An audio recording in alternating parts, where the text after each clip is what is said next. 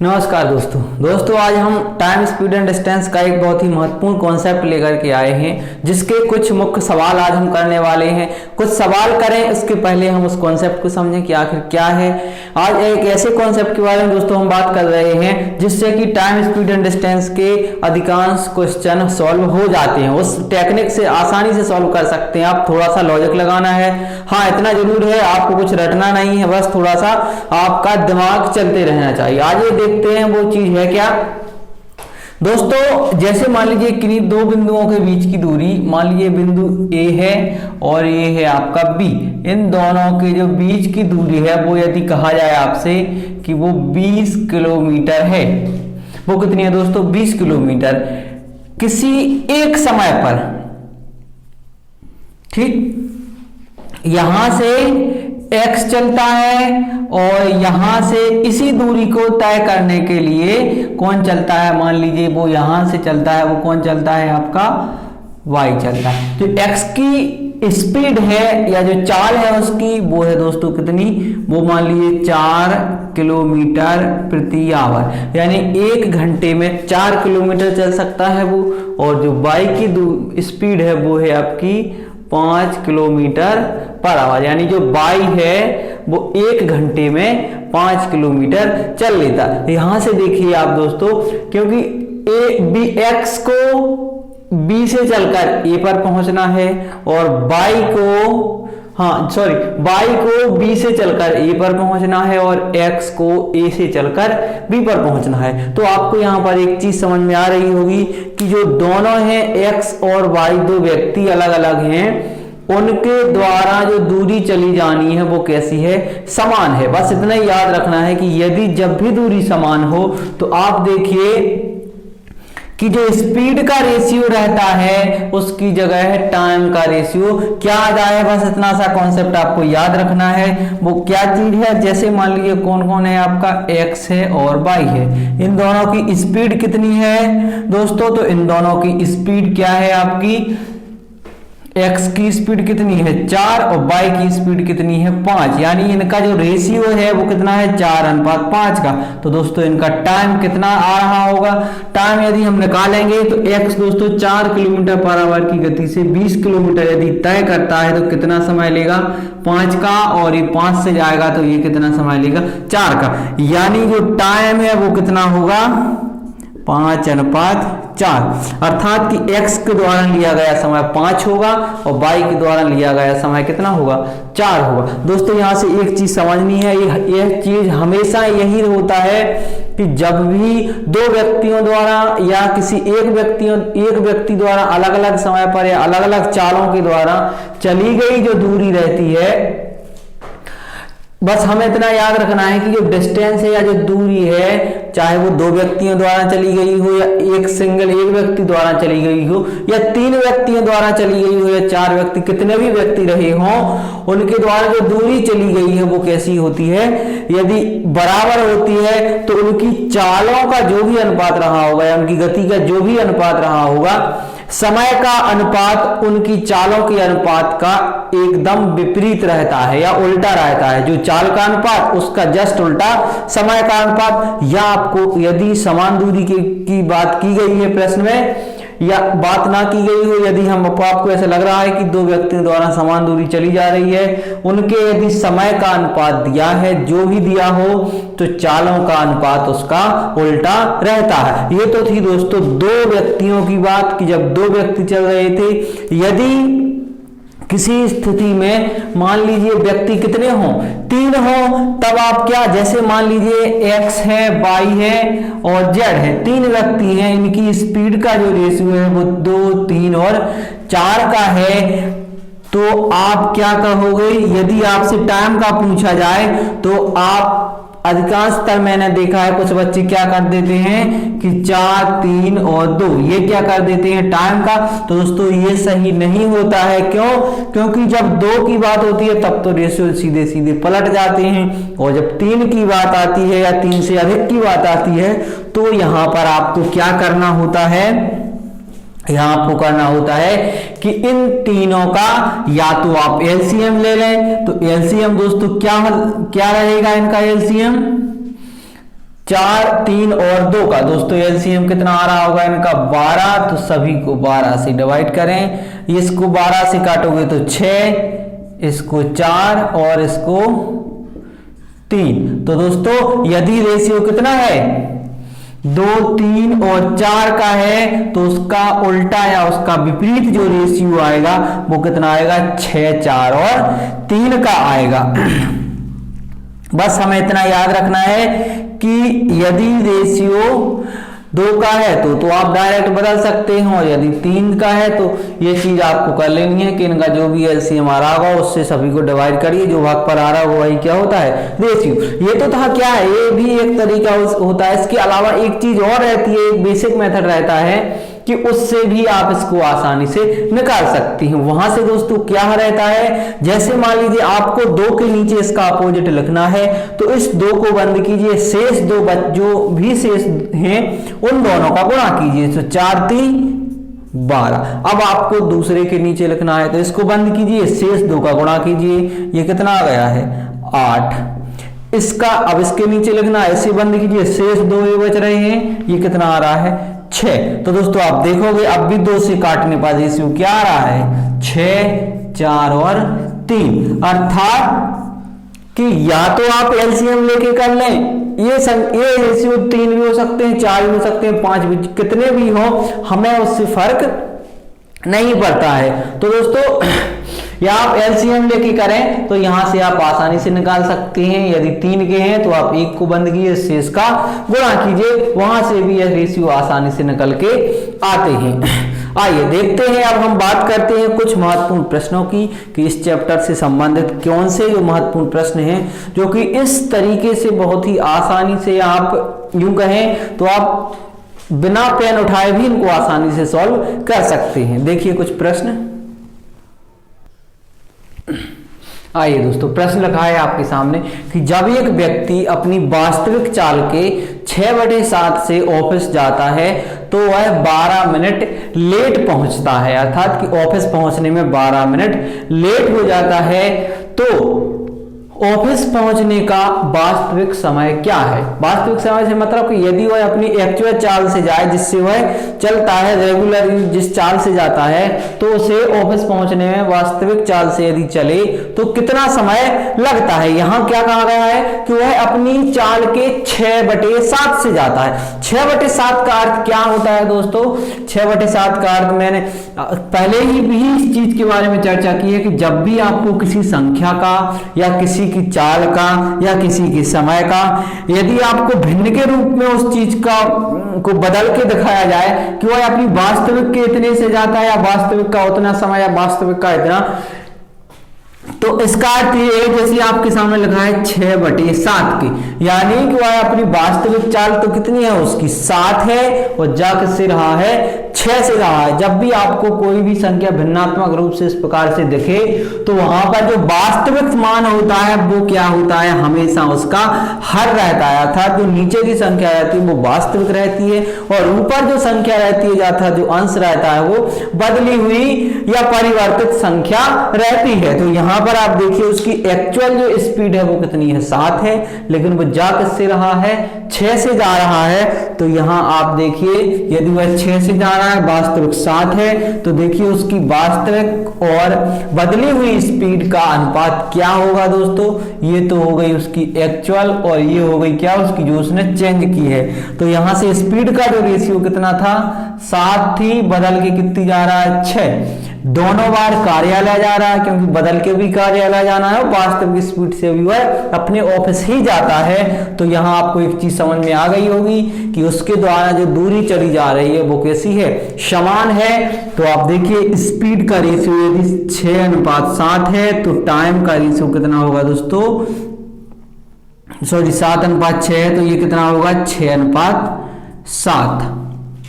ठीक, यहां से देखिए अब आपसे कहा गया है यदि वह ऐसा करता है तो देखिए उसका एक्चुअल स्पीड कितनी है 7 और टाइम कितना है एक्चुअल 6 का है, और चेंज जो उसने स्पीड की है वो 7 से 6 हुई, तो समय कितना हो गया है, 7 हो गया। अर्थात पहले यदि उसे 6 यूनिट का टाइम लगता तो अब कितने का लग रहा है, 7 यूनिट का। कितना का अधिक लग रहा है, 1 यूनिट का अधिक समय लग रहा है, लेकिन आपसे प्रश्न में कहा गया है कि उसे 12 मिनट अधिक समय लगता है या वह 12 मिनट लेट पहुंचता है, तो 1 यूनिट का मान कितना दिया है दोस्तों, 12 मिनट। 1 यूनिट का मान 12 मिनट दिया है। तो आपसे पूछा गया है कि वह उसके ऑफिस पहुंचने का वास्तविक समय क्या है। तो एक्चुअल टाइम क्या था दोस्तों, यह 6 था, तो 1 यूनिट का मान 12, तो 6 का कितना होगा दोस्तों, 6 इंटू 12, 12 इंटू 6 कितना होता है दोस्तों, 72 मिनट। अर्थात 1 घंटा और 12 मिनट में वह ऑफिस पहुंचता था। तो दोस्तों इस प्रकार के प्रश्नों को आप बहुत ही आसानी से हल कर सकते हैं। आइए देखते हैं कुछ और महत्वपूर्ण प्रश्न।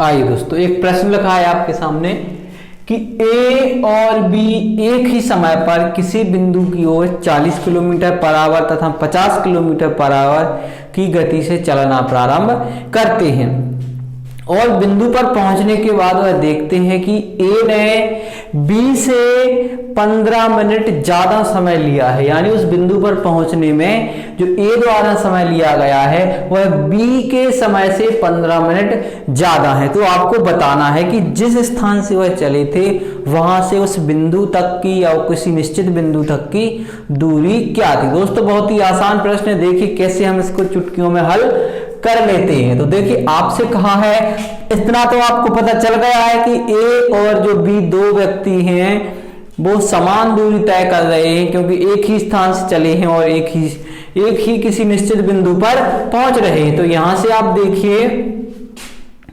दो व्यक्ति हैं, ए है और एक बी है। उनकी जो स्पीड है, जो चाल है वो क्या है, ए की है 40 और बी की है कितनी, 50 किलोमीटर पर आवर। तो रेशियो क्या बन जाएगा यहां से, 4:5 का स्पीड का जो रेशियो है दोस्तों वो क्या बन जाएगा, 4:5 का। तो टाइम अर्थात जो समय लिया गया है वो कितना होगा, 5:4 का। जो समय लिया जाएगा वो कितना लिया जाएगा, 5:4 का। लेकिन आपसे कहा गया है कि जो ए है वह बी से 15 मिनट ज्यादा लेता है। तो बी ने 4 लिया है, ए ने 5 लिया है, 1 अनुपात ज्यादा लिया है।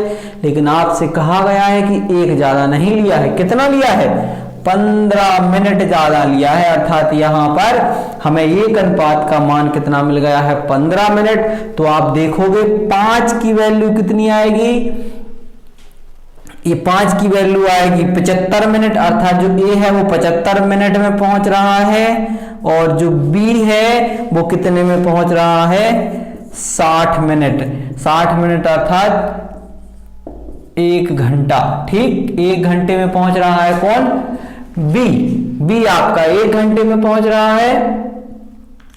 तो आपको बताना क्या है, आपको बताना है, लेता है तो बिंदु की दूरी बताया था, जिस बिंदु से जिस स्थान से वह चले थे वहां से उस बिंदु की दूरी बतानी है। तो आप देख रहे हैं जो बी है उसने 60 मिनट का समय लिया है और उसकी चाल के बारे में हमें पता ही है कि बी की चाल क्या है, 50 किलोमीटर पर आवर। अर्थात जो बी है वह 1 घंटे में 50 किलोमीटर चल लेता है। तो आपको यहां से पता चल गया होगा कि उसने 60 मिनट लिए अर्थात 1 घंटा लिया है। तो जो डिस्टेंस है वो कितनी रही होगी दोस्तों, 50 किलोमीटर। ठीक, क्यों, क्योंकि बी की चाल ही है आपकी 50 किलोमीटर पर आवर और यहां से हमने समय निकाल लिया है कि उसको 1 घंटे का समय लग रहा है। यदि आपको यहां से कंफ्यूज हो तब भी आप निकाल सकते हैं, कैसे, D बराबर क्या होता है, डिस्टेंस बराबर क्या होता है, स्पीड इंटू टाइम।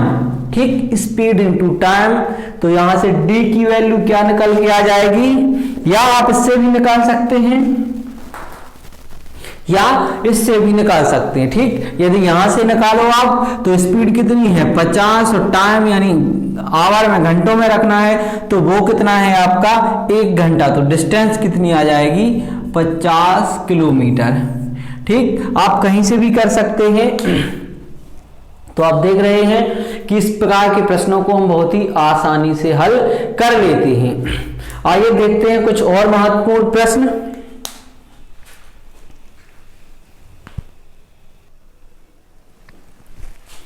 दोस्तों एक प्रश्न और लिखा है आपके सामने। प्रश्न कह रहा है कि एक व्यक्ति जब अपनी वास्तविक चाल के 4/5 से जाता है, 4/5 का अर्थ क्या है कि उसकी एक्चुअल चाल कितनी है। यदि वास्तविक चाल 5 है तो जा किससे रहा है, 4 से जा रहा है, अर्थात वह अपनी चाल कम करके जा रहा है। ठीक है, और धीरे स्पीड से जाता है, चलता है तो 15 मिनट लेट हो जाता है। स्वाभाविक है कि यदि वह स्लो चलेगा तो लेट हो जाएगा। ठीक, तो वह 15 मिनट लेट हो जाता है। तो तथा दूसरे दिन वह अपनी वास्तविक चाल के 5/4 यानी उसकी यदि वास्तविक चाल 4 है तो 5 से जाता है, अर्थात वह अपनी एक्चुअल चाल को बढ़ा के जाता है।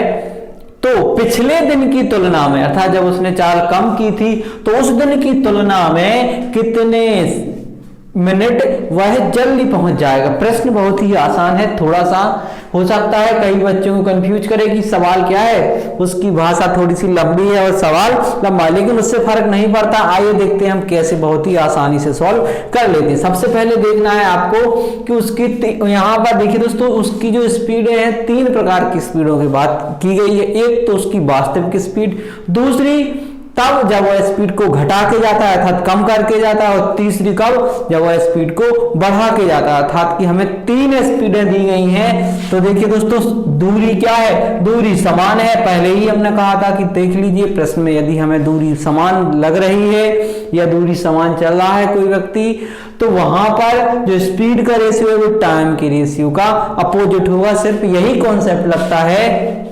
इसी से प्रश्न के में से कहीं से भी कुछ भी प्रश्न पूछ लिया जाए, आप आसानी से उत्तर दे सकते हैं। तो देखिए 3 स्पीडें दी गई हैं। एक तो उसकी क्या है, एक्चुअल, ठीक, या जो वास्तविक स्पीड है। दूसरी क्या है, घटा के, अर्थात जो डिक्रीज, जो घटा के है। और दूसरी क्या है, इंक्रीज, अर्थात दो जो बढ़ा के स्पीड दी गई है। 3 प्रकार की स्पीडें थी। तो यहां पर देखिए एक बार एक्चुअल कितनी है, 5, तो घटा के चला वो कितनी से, 4 से चला है। ठीक, और दूसरी बार दूसरे दिन क्या किया उसने, उसकी एक्चुअल स्पीड क्या थी, 4, तो बढ़ा के कितनी गया वो, 5। ठीक, यहां से 3 का रेशियो हम आसानी से निकाल सकते हैं। यहां पर ये स्थान खाली है, यहां पर ये स्थान खाली है, तो ये वाला जो संख्या है वो यहां ट्रांसफर होगी और ये वाली संख्या यहां ट्रांसफर। अब इनका आप सीधे सीधे गुणा कर सकते हैं। तो आप देखोगे ये 25 आ रहा है और ये कितना आ रहा है, 20 आ रहा है और ये 16 आ रहा है। ठीक, आपको क्या है, स्पीड का रेशियो, यदि उसकी वास्तविक स्पीड 20 है तो घटा के 16 से जा रहा था, और यदि वास्तविक स्पीड कितनी है, 20 है, तो बढ़ाकर जा रहा था कितने से, 25 से जा रहा था। ठीक, अब आपसे कहा, ये तो रेशियो किसका है, स्पीड का।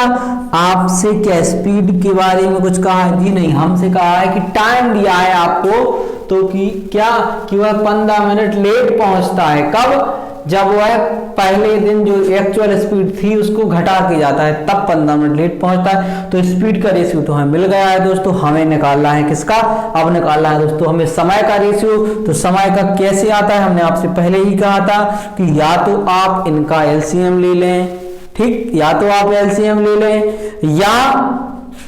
या क्या बताया था कि आपको यदि इसका अपोजिट लिखना है, इसका अपोजिट लिखना है तो इन दोनों को गुणा करके यहां लिखिए। ठीक, इसको यानी इसका लिखना है तो इसका क्या आएगा, इसके नीचे लिखना है तो इसको बंद कीजिए, शेष 2 बच रहे हैं उनको गुणा कीजिए, 20 और 25, इधर कितना आएगा, 20 × 25। ठीक, इसको लिखना है तो इन दोनों को, इनका कितना आएगा, 16 × 25, और इधर कितना आ रहा है, 16 × 20। ठीक, अब आप देखिए इनको गुणा करने में तो कोई फायदा है नहीं, तो आप क्या कीजिए, कॉमन संख्या यहां से काट दिए। सबसे पहले क्या है, आपको दिख रहा है कि इसमें 5 कॉमन है, बिल्कुल है। 5 यदि आप निकालोगे तो यहाँ 5 बचेगा, यहाँ पर भी 5 बचेगा, यहाँ कितना बच जाएगा, 4 बचेगा। और कुछ निकाल सकता है, जी हाँ, 4 निकाल सकते हैं आप। तो यहाँ 5 बचेगा, यहाँ 4 बचेगा और यहाँ 4 बचेगा। 5 × 5 25, ये 20 और ये 16। तो जो समय का अनुपात आया है वो कितना आया है दोस्तों, 25, 20 और 16 का अनुपात आया है। आप कहोगे कि इसका ये तो अपोजिट ऐसे भी आ सकता था, लेकिन हाँ ये यहाँ पर आ गया है क्योंकि संख्या ऐसी थी, लेकिन ऐसा हर बार हो ये ऐसा जरूरी नहीं है, इसलिए आप इसको निकाल ही लिया करो। ऐसे मत रखा करो कि यहाँ को इसको यहाँ रख दो और इसको यहाँ रख दो, सेंटर की एज इट इज रहने दो, वो गलत हो जाता है। यहाँ आ रहा है वो कुछ और, वो संख्याओं के ऊपर निर्भर रहता है। तो यहां से आप देखोगे रेशियो कितना आया, 25, 20 और 16 का। आपसे कहा था कि यदि वह स्पीड पहले दिन अपनी 5 से 4 करके जाता है तो 15 मिनट लेट पहुंचता है।